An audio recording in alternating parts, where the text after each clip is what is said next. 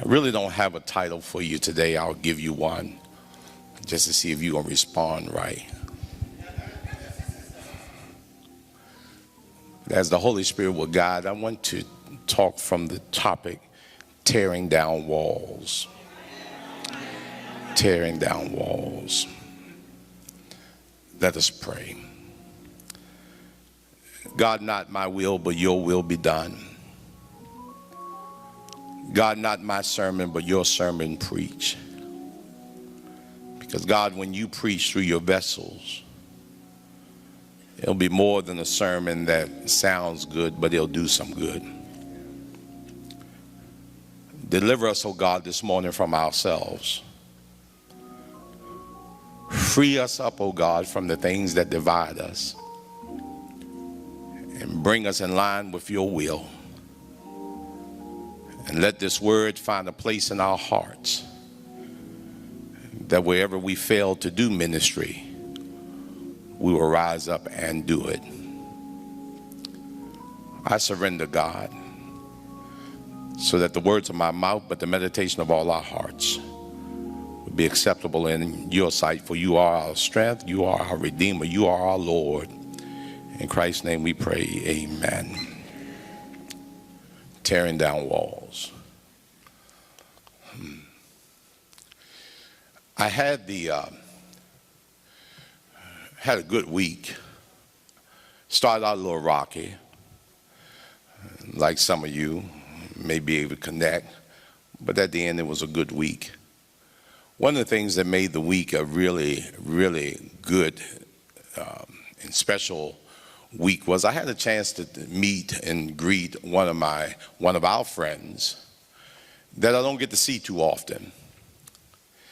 And I learned in conversation, and I think I even saw, he had moved into the Mercedes family.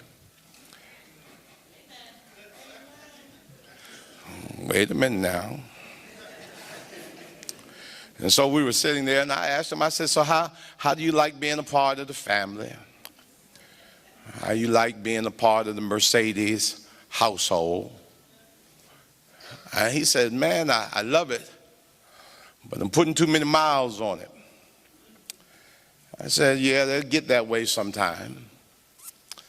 But then I thought I'd quiz him just to mess with him. I said, do you know why they say Mercedes is in a class all by itself? I'm thinking he would know, but he said, no, tell me why. I said, because Mercedes only makes Mercedes. Toyota has a Lexus. BMW, I understand, owns the Range Rover and the Rolls Royce. I believe Honda has an Acura, and Acura has a Honda, however you want to put it. But cars, but when it comes to Mercedes, they only make and sell Mercedes. They don't have another car because they're in a class all by themselves. And the reason why these companies have these different cars, because they label them as a means to divide who would drive them. They label them based on quality and cost, thereby dictating their clientele. Not only do we see it in the automotive industry, but hotels. Marriott trying to buy everybody. But Marriott will take you from their courtyard right on up to Ritz. And they label it based on quality and cost as a means to dictate the clientele. And that is why, if you haven't experienced as I have, that when you and I go into the higher echelon of marketing, they may treat us more like suspects than customers, because the label says we shouldn't be there. Preach, Wes. But that is one thing. When you label institutions and industries and even material things. But it's a sin when we label each other.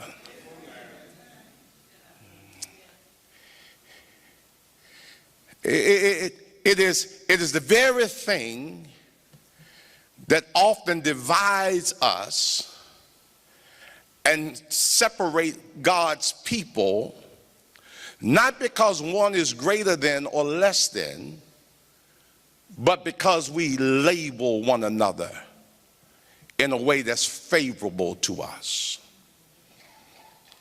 And as a result of the labeling, we build walls that won't allow people to enter and won't allow us to exit.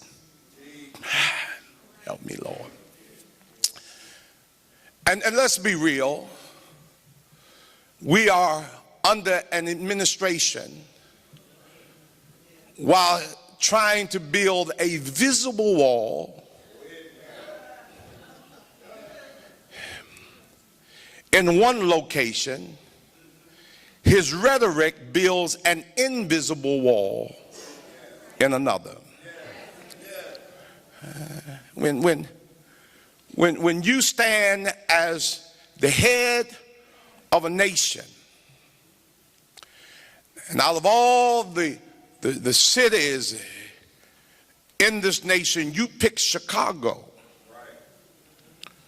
to represent the black community, as if we don't exist. It is a rhetoric to build the wall. When you take one bad gang out of a nation of people and you call all immigrants criminals, it's a wall. And when you look at people of color and you refer to them as SHs, you build a wall. And then you can look into racial groups that harbor hate of white supremacy and say, but some of them are good.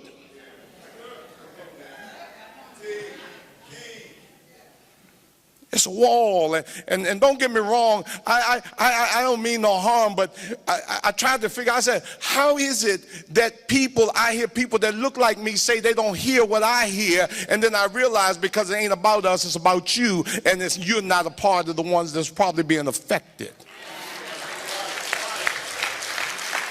But I live under a doctrine and a faith, I don't care who it is, when one suffers, we all suffer. And until all are free, nobody's free. And it's not just in the nation, but we just had a big spiel in our denomination, and they were trying to change rules and regulations. I don't have a problem with that. But what I did have a problem with, that when the rule didn't change, all my brothers and sisters that look like me want to talk about it and get mad on the pages of Facebook and drag everybody through the mud. But what really got me was, did nobody say nothing about the racism that came behind it when they only blamed the black folk for the vote that counted.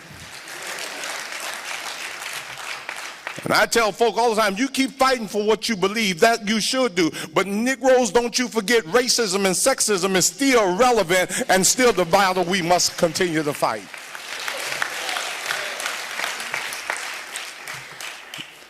But it's labels. We label people and places and things. We build walls, but not Jesus. Listen to it. He says, the text says, all the tax collectors and sinners came to hear him. All those who have been labeled and on the other side of the wall came to hear him. What are you here for this morning?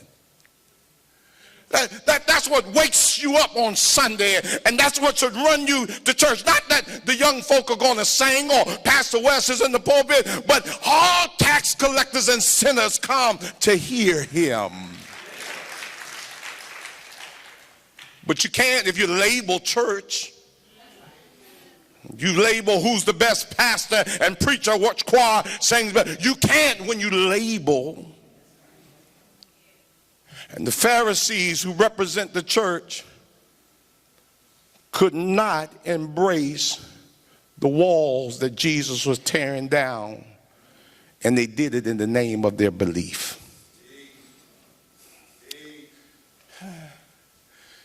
This is going to be better than you're going to respond, and I'm prepared.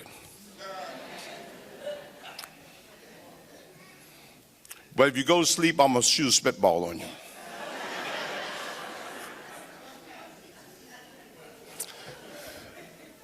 They could not because of their belief. See, let me tell you who the tax collectors were. The tax collectors were the Jewish men who worked for the Roman government, collected taxes from their Jewish brothers and sisters, and abused them in the process. And in addition, they had their own personal sins. So they were considered the worst of sinners. Now, the sinners in the text, they are the harlots. They are the diseased one. They are the lepers. And they are considered the untouchables and don't want to reach. And these are the people that the church, the Pharisees and the scribes label as unworthy, and because of their belief, they don't go near them. But Jesus doesn't label them. He just stands there and waits for them. Help me, Lord. Because in the Pharisees and scribes' belief, they believe by law that these folk were unclean, and if we touch them or go near them, then we too are unclean, and the purity of who we are is erased. Let me help you understand. They were like Karl Malone was in 1991 when his good friend Magic Johnson announced to the world that he was HIV positive and he had full-blown AIDS, and he decided he would retire. But then he was wrestling with the Olympics, and it was Karl Malone who said, I can't play with him, because he could not play with Karl Malone could not play with Magic because he had labeled Magic contagious. He believed that if he played on the same court, touched the same body, that which was on him would rub off on him.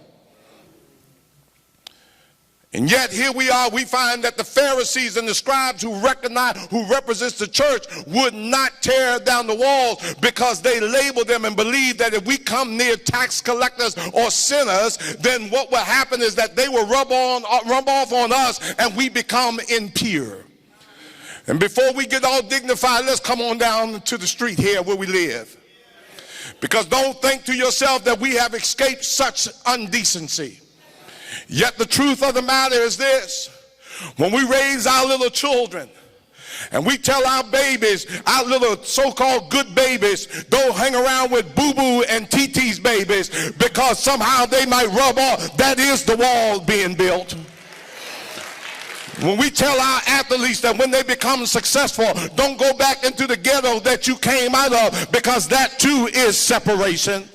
I'm trying to tell you something, but if you have the belief that I believe, and if you really believe that you can do all things through Christ that strengthens you, then I believe this: I can go anywhere I want to go. I can go in any house I need to go in, because this I do know: if I go in believing God is able, I believe the good always outweigh the bad, and I have the faith to believe that God can change a situation. I think the children said it best: I don't care who I'm with, the Lord will fix it for you.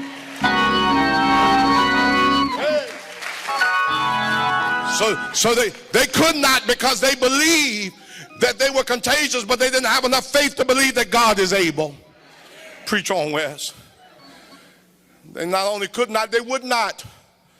The church would not go to these people because of fear of a reputation.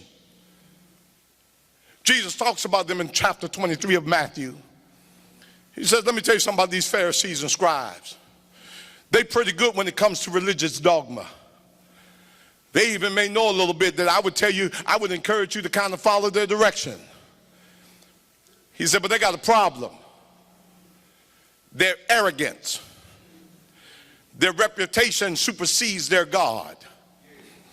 These Pharisees and scribes, they got to sit at the best table. Because if they don't get the best seat at the greater table, they ain't coming. These Pharisees and scribes, they got to walk in the kind of garments that when people see them, they'll say, good morning, Rabbi.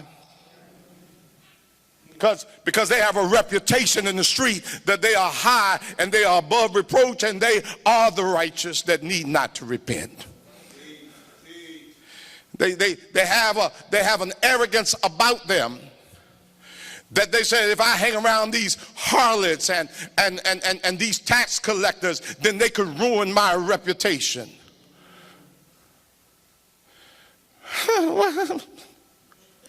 Afraid that if I hang with these birds, they'll think I'm wearing their feathers.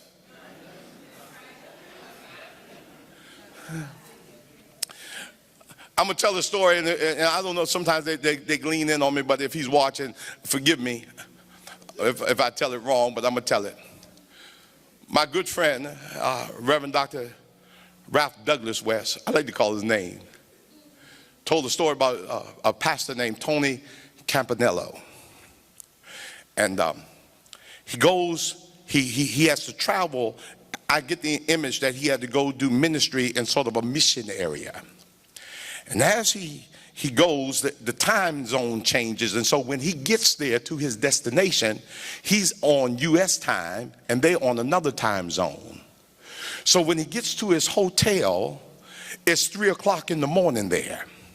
And he's wide awake like it's 3 o'clock in the afternoon because he hasn't adjusted to the time. So as he's sitting in the hotel, which there were no 5 stars because he was in an impoverished place where there were no 5 stars, everybody poor. And he was sitting there, and and Dr. West said he asked the I guess the person who was attending, could he get a donut? And the man, when he gave him the donut, he didn't use utensils, he took his hand. I just get that to get y'all awake, but he did say that. He said, so while he was sitting there at 3 o'clock in the morning, which is a strange hour, they came in. All the red light district women come in at 3 o'clock, and Tony was sitting there, and they started having a conversation. And one young lady, I'll call her Harriet. Harriet told her other group while they were laughing and joking, you know, tomorrow's my birthday. And they said, oh, it's your birthday. We're going to have to do something to celebrate. She said, no, nobody has celebrated my birthday rightly before. And please don't celebrate it now, because every time they did do something, there was a hook to it. They was wanting something in return. So they retire and go to bed. Tony's still sitting there with the man who gave him the donut, who actually owns the place. And Tony says to him, he says, do these women come in here every night?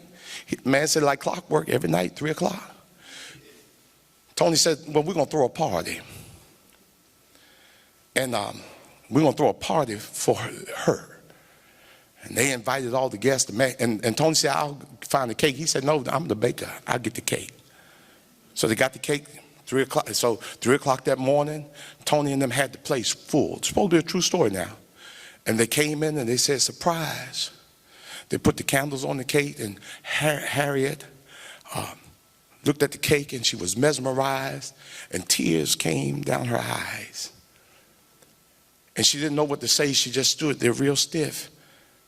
And when she did open her mouth, she said, don't cut the cake. Let me hold it. Let me take it.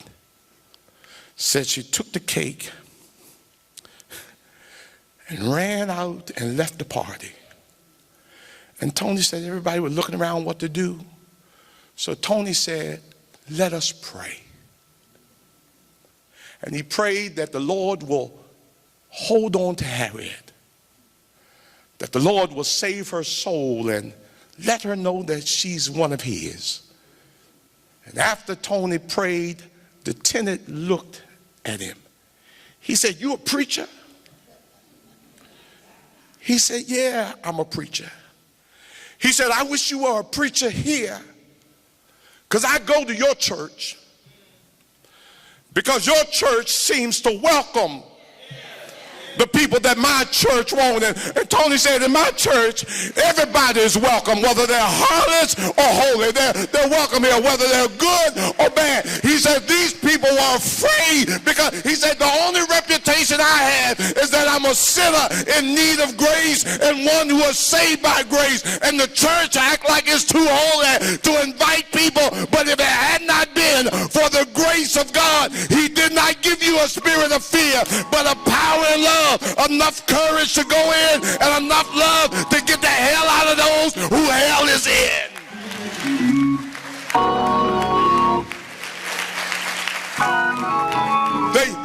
They would not, because they were afraid that their sorry reputation would get sorrier.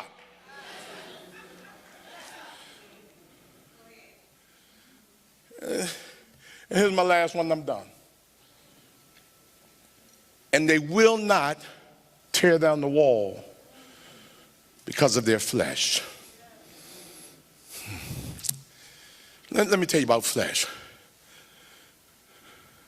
Flesh is dangerous. It is the flesh that causes us to not celebrate each other. I heard a preacher one time. I've heard many preachers, and I've heard some that preach so happy, or preach me so happy, that after I got happy, I got mad because I didn't do it. I'm just telling you. And so instead of me celebrating them, I started to cut them. Because see, for me to acknowledge someone better than me, I have to recognize my lessness. That's what flesh will do. That when you live in competition with the same sinful brother and sister that's trying to get the same way, you keep pulling each other down rather than lifting each other up because of your flesh. You better learn how to praise God for the gifted people that he put around you, because that gift will rub off on you. You and I better learn how to thank God for the gifted singers that stand in this choir and sing, and the musicians. You and I better not take them for granted, but learn to thank God for the gifted people in the pew that make Westphalia a kingdom building church. Stop being in competition with the person next to you. We're here together. We're in this together. But the reason why we're hesitant to give credit where credit is due, because you're scared you're going to lose something. Preach, Wes. I'm done now. But let me tell you this. I was so disappointed. I don't know how many of y'all looked at this. The NAACP, my wife messed me up because she started messing with the name. Y'all know I'm not good. Gaddafi should have been Castro. Cardi B should have been Candace. So it's NAACP, right? Thank you. Just want to make sure. But they had their 50th. Now, I got upset with this, because this is what bothered me. The little brother that did the Black Panther, the star, played James Brown. What's his name? All right, that's his name. He was the first recipient. And he comes to the stage and jokingly, and I didn't find nothing funny. This is what he said. He says, black people get an award, and the first thing we do is thank God. So I'm not going to disappoint you. I'm going to say, I thank God. And that was more in terms of a ritual than a relationship. And that's true, but I don't know if he set the stage or this is the problem with our folk, that we forget who our blessings come from. So me and my wife were laying there, and I'm the 80% that I continue to watch. Not one African American, or not many, came to the mic and first said, I thank God. The next one that I heard, thank God after him, was his co-actor in the play, and she called his name Jesus. But I began to think about this. When you start giving God glory first, that means that you're going to have to take something away from you. And this was the problem with the Pharisees. They saw the sinners and tax collectors coming to Jesus, but their flesh would not allow them to acknowledge him as a savior. So much so that when he healed a man born blind, instead of them thanking God for the Messiah, they took him to court and said he ain't real. Instead of them giving him applause for taking a woman that was in adultery and acquitting her right in front of them, instead of them saying that's God, they took issue and ran. Because whenever you give God glory over your life, that means you're going to have to reduce yourself and get rid of your flesh. But we have some folk that don't want to deal with God, don't want to acknowledge God, but just in case you done got a little beside yourself, this is the time you can get back in line, throw back your head and say, thank you, Lord. I don't know everything you did, but I know everything I have. If it had not been for you on my side, it would not have happened. When you thank God, you become less and he becomes more, and they would not do it.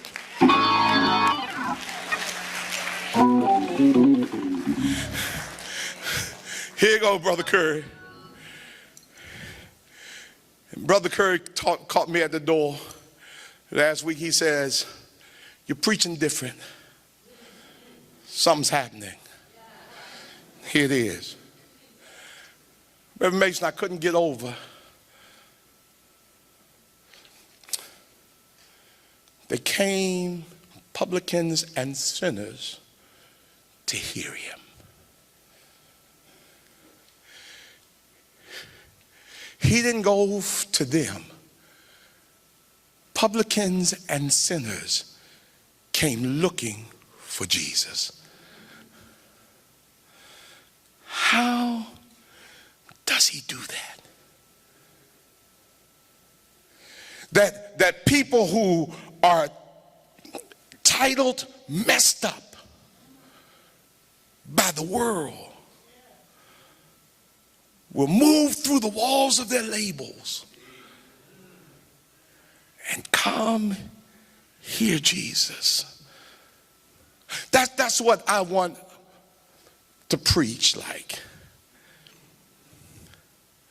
With sinners and publicans will come not to see me, but to hear the good news of Jesus. And that's what I think every preacher should do. Don't use the podium to elevate and exalt yourself, but use the mic and drop it on Jesus so he can hear, be heard. I got to thinking about this. Y'all watch this. And they said he ate dinner with them. And when you eat dinner in that setting, that's intimacy. That's friendship. And I've sat at some tables that you may call them sinners, but I just call them children of God. I've sat at the table with adulterers and fornicators, but I ain't lay in that bed and I got up's all right. I've sat at the table with drunkards and alcoholics, if that's the sinners you call, but I ain't take no drink, ain't hit no pipe. And I done sat at the table with parishioners and preachers, and they ain't make me change my conviction. I still believe Jesus is Lord. And the Lord says, come unto me, all ye that labor and heavy laden.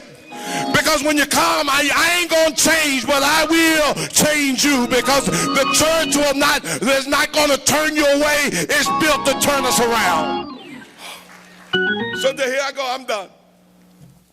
What did he do? And there it is. The Pharisees said it this way. He used a little word in there. He received them. Or welcomes them is to say he received them. In other words, he didn't label them. What does it mean you receive? See, receiving, here's the problem with the church. We get it all mixed up. If you don't put it in context, you'll get the wrong definition. When you look up the word receive in the Greek, a whole Rolodex of definitions. And sometimes receiving means accepting. Not here. Watch you. Receiving means he didn't label them. Receiving means he didn't look at them in the wrong way. Receiving them means he just took hold of them. So he gets to the parable. And when they get to the parable, they say the sheep was lost. And when he found the sheep, look what he did. He carried the sheep on his shoulder. Y'all missed it. He says, if one sheep is lost, would you not leave the 99 and go get the one with 4 legs? And when he found the sheep, he received it, not by grabbing it and dragging it, but he carried it. I said this is going to be too deep, so let me have it. So let me get it. Do y'all see the movie The Green Mile? When God receives us, it's like the man who played the Green Mile. There's a person in the bed sick, and he goes in, and this is what he does. He takes a deep breath, and he sucks out the cancer that is in her. He receives that which is messed up, and he takes it into himself. I ain't got it yet. That when God receives us, he sucks that out of us that is not like him, because when it gets in him, he has the medication to fix it. Y'all ain't got it yet. So when it came to us, this is how he received us. He took our sins, put it on his shoulder, carried it up Golgotha's hill, let the nails ring in hands and feet, took a crown of thorns on his head, carrying our burdens every step of the way. He let the blood drip as pharmaceutical medication to wipe away that which was killing us. When God receives us, he takes out what's not like him, and he breathes in them what's here.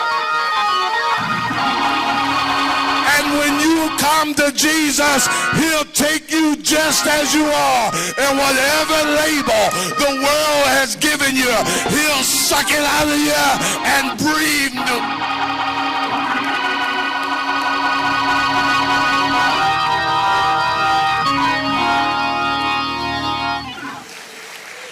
So don't worry about. Stop. This is what I'm trying to say. Stop labeling people. Because we all got a label. And just in case you missed it, you know we all got a label. Let me help you. Sinners. Come on, y'all. Sinners. So when they come say, what's your problem? You can say, sin. What's bothering you today? Sin. What got you messed up? Sin. You see, y'all don't need.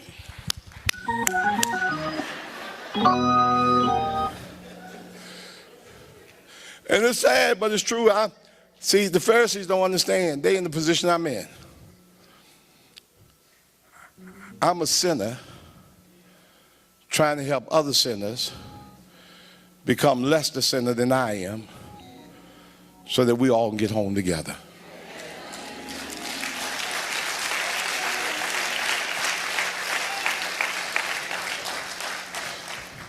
So just in case you missed the best part, we're all God's children. We are all God's children. And if a day ever comes that you walk in this house and you feel less God's child, please tell me. Please tell me. Because if he's willing to die for us, we should be willing to love because of him.